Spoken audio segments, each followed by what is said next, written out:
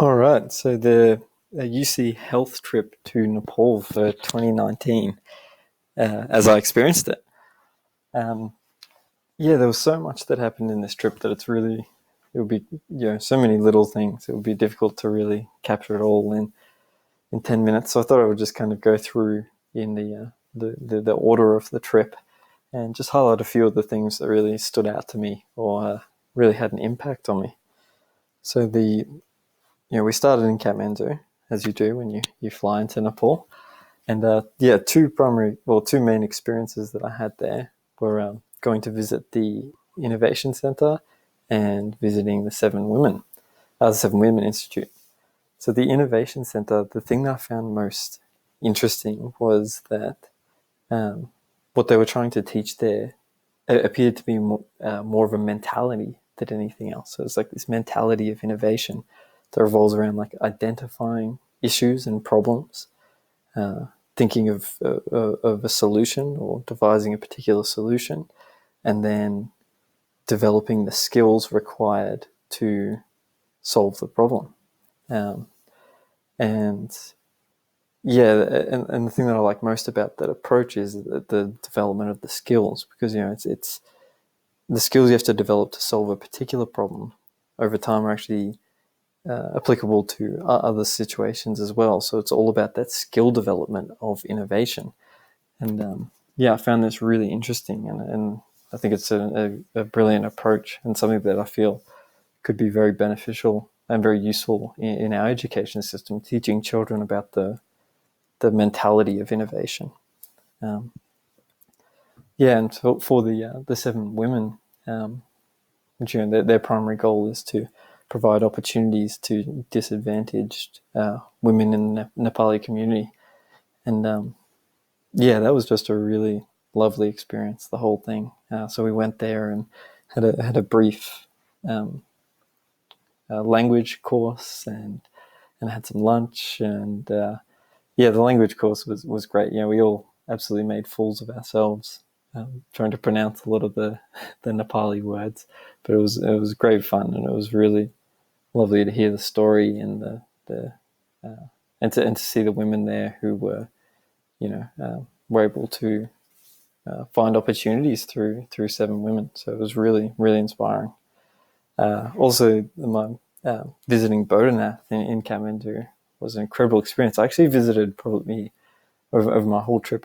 I visited maybe about 7 or 8 times, but I found this building truly, truly wonderful. And I say that in my reflection as well.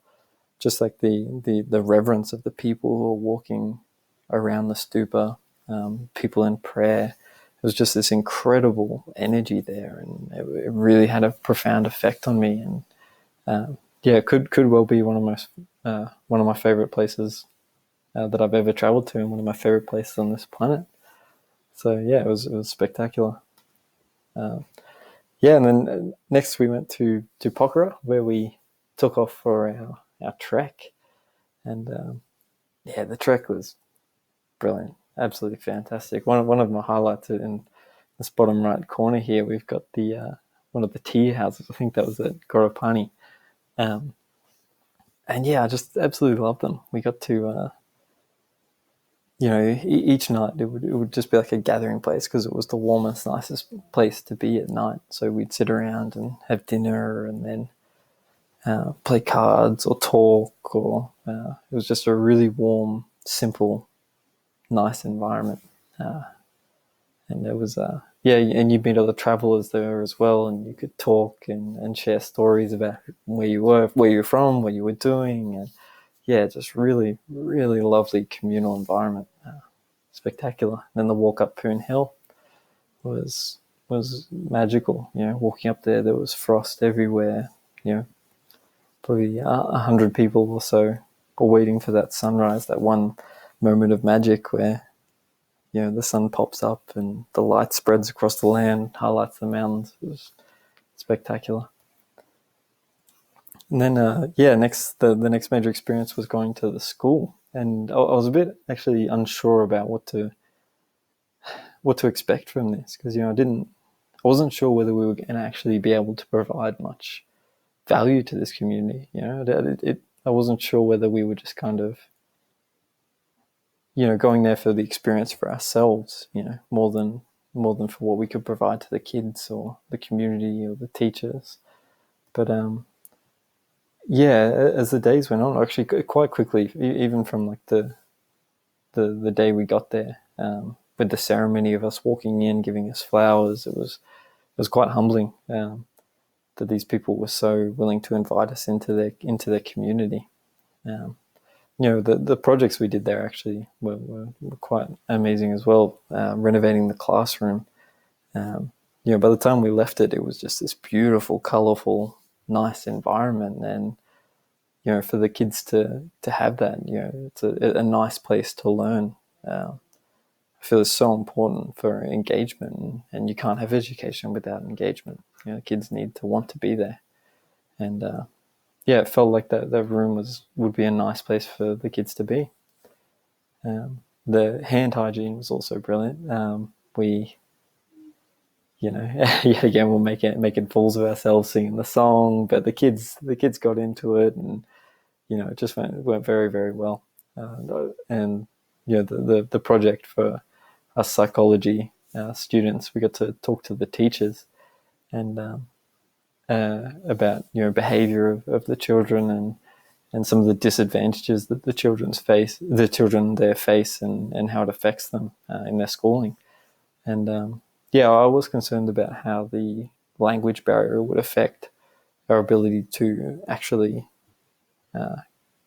communicate our desired points of interest. But with the development of the survey that we had, and then with Lachu translating, I feel like it was actually quite productive and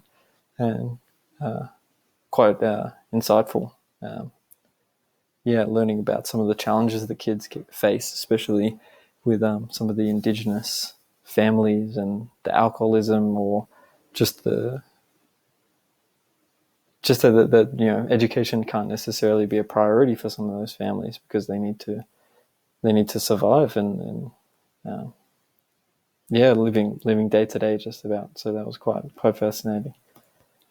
And of course, the kids were an absolute highlight of staying at the school. They were just so engaging and so excited, and had so much energy that it was it was really lovely. And down the bottom of the screen there, we've got all the boys on the bench. And I included that one because I spent about over 2 days. I think we were playing soccer with these boys for probably almost 3 hours or so. We played for a long time, and we're running around on the gravel, and they would actually take their shoes off to run around. And I was wondering whether this would be because they probably don't have other pairs of shoes. So barefoot, running across the gravel like as hard as they could, kicking across the gravel, and just didn't blink. Didn't complain, and it was really great to play something, to do something competitive with them, because you see them in all these different emotional states when they're happy from scoring, or bummed from the other team scoring, and it was just really great to see them expressing themselves. And they have so much energy and so much promise that I really wish the best for all those kids. And I hope they can find opportunity through their education. And then of course the girl that Lachu helped get the surgery. It's just such a brilliant story. And highlight was just a lot of the people that I met there.